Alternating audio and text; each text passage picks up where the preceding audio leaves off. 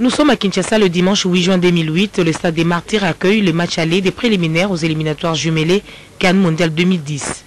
Les Léopards de la RD Congo doivent en découdre avec le Malawi, vainqueur des Djibouti lors de la première journée, soit 8 buts à 1. Il est 15h25 à Kinshasa.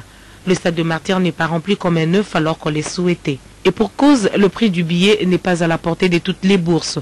L'accès au pourtour revient à 1500 francs congolais. Le tribune d'honneur, c'est soit 5 000, 15 000 ou 20 000 francs congolais. Le faible pouvoir d'achat ne le permet. Le supporter se donne la peine d'avoir un billet d'entrée, mais les fanatiques préfèrent narguer les policiers. Finalement, ils vont suivre le match à la télévision avec émotion indifférée. Patrice Neveu monte une équipe de choix presque populaire.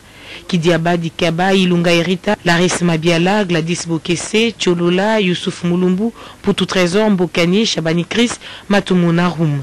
Sur le banc, on retrouve Walembo, Bapupa, Yenga, Makiadi, Mongungu et Mbayo Marcel. Dès l'entame, le collectif apporte de l'enthousiasme aux spectateurs, des actions qui émerveillent le regard.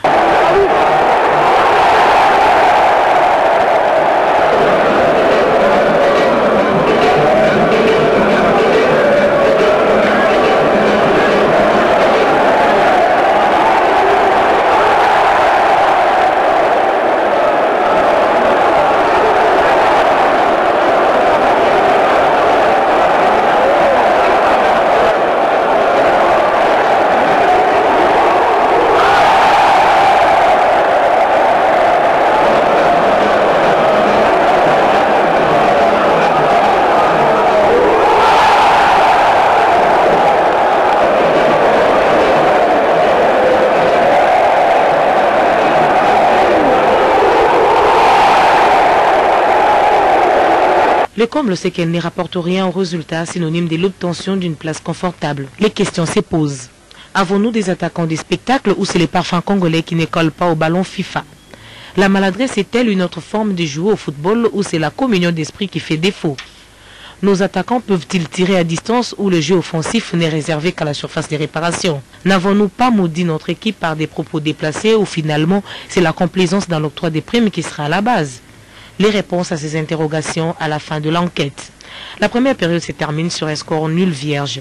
À la reprise, le supporter mécontent de la prestation du 11 national par la fébrilité de son attaque se soulage autrement.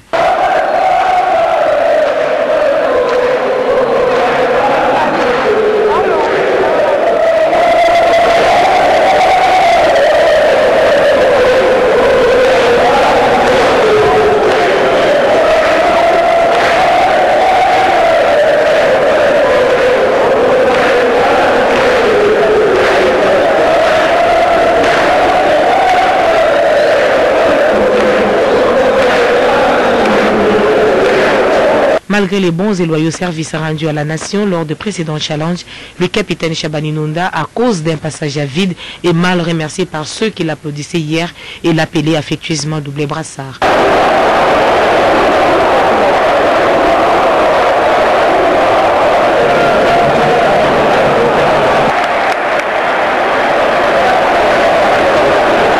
Démoralisé malgré son esprit combatif, il ne saura terminer le match. En récompense, aucun attaquant à son rôle n'a pu marquer jusqu'à la fin du temps réglementaire.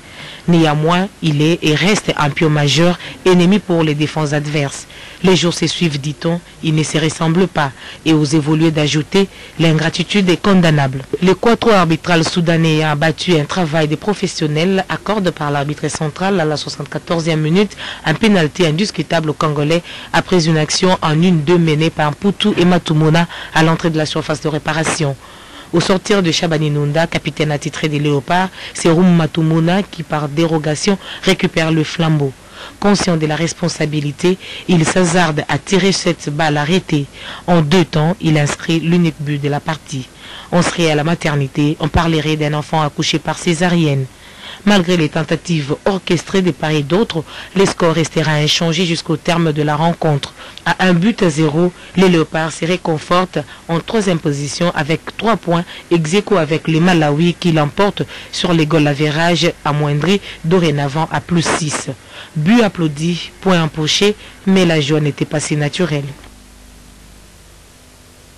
Bien, malgré bon, but na retard na penalty Tu raté peu penalty pe il moko Roma yeko tiango. Tu gagné na 1-0 déjà ma bête mais il faut pas bon cette équipe bien. Faire à manquer quand ils ngokani. Pour azako beta balle moko combativité. Après zaki lourd na kata défense ya équipe adverse. Pour azako balle ado récupérer ba bana banda au que malgré azaka moi soutien mukeme abeta yende ba après ce gars marista madame na kata match on a. Ngai ta marqué na makasi zalaki présent pour tout. On peut bien na Gladys Boké ça peut être bien Bokan vraiment excellent. Moi million de moi me reçu bon ça moi muté pour vraiment passer pourquoi bien si biscuit té ou to yebe lo ni biscuit ça pour l'équipe nationale tu comprends que tu vois yé te ça biso passe makasi tu yo wana pende la makasi tala lobby dio ya coup de trésor na room to non mon est-ce que c'est biscuit tu sois zalaki na ebité est-ce que alo beneza en principe match beta me bien mais là ils ont makasi l'équipe na biso ils ont ba joueur ou ba imprécision donc ba joueur ma précis boye qui na ballon pendant juste au but na poteau dans l'autre côté dis-moi match peut-être non moins bien parce que tout le monde qui moi ba Dieu tout le monde là room na trésor pour tout bon ça m'a bloqué moi bien mais je te demande la poteau boye tout le monde qui joue à sauter la poteau ba ballon à s'arrêter mais dis-moi match peut-être moins bien bon on a niveau de défense na biso défense des Zalaki pour tout le monde ma défense en tout cas les Zalaki là pour dépasser en tout cas ba défendre qui n'a pas calmement peut gardien à Zalaki bien parce que tellement qui va choquer la défense na poteau c'est parce que des fois avec ma casse mais na niveau attaque penda et na mutu moko bomaki biso na ndenge RDC zo beta donc to ke ne musika match to zo beta na Djibouti to zo ba bien belé peut to ko sala eloko moi ma casse contre Égypte et là on est to zo c'est mende équipe en forme lobby c'est là qui malamu te lobby vraiment un léopard et bête quitté match c'est qui t'aurait en tout cas te décourager qui bisogno surtout malheureusement vraiment passer la tour ça tout y entraîneur ou sika penza azo baba joueur na biso bien te penza il faut penza ça la makasi pour baba joueur na biso bon pour un match bête ma bien te Chabani bête qui balete na frère wana ucholo ba cholo na bête qui balete na éviter pour na nini parce que match yo ba bête ba ucho bête na nini na pays Égypte ba bête qui très bien mais toi comme on a kaka oyo ya biso ba beti mabe to ebité soki eza condition mbongo ba pesa ba mbongo te soki pona nini to ebité ba beta ibalite to mona ka kitoko te bale kitoko te stade mabe biloko nyoso mabe mputu na mbala na room basala ka mo eloko mo bien so bazana kata terrain mais comme bango bazama ba commission na bango yango na ba benga ki yete o azo tourner te il fallait ayawa to mona exactement awa soki azo tourner te to mona ngawa Batouata va finir Chabani. Chabani est un grand joueur. Bako critiquer Chabani. Les joueurs nous ont raté le bébé. Les joueurs nous ont bêtis bien. Bêtis bien. Mais chance à bien. L'équipe est tournée bien. Mais Chabani, tu vois, comme on a raté Babi. Depuis que Chabani est excellent. Galatasaray a bimi na bien belé sur tranquille. Mais awa azoko continuer la bisobité. Yombo c'est la ndena sima. Associé là pour la match. Tout wana match royal a la biso bien belé to ndimaï. Ndé wana ndezana ebi ba jouer la biso apenda bien penda te. Ba changement aussi au coach ba jouer wana poto ba bomande ki. Bien la biso makasi wana. Bien au tika biscuit wana osala kama bien te beaucoup ba jouer biso debi ba ngote ba beta tout bien tembe. Biscuit azana ga beta bien bo zo été.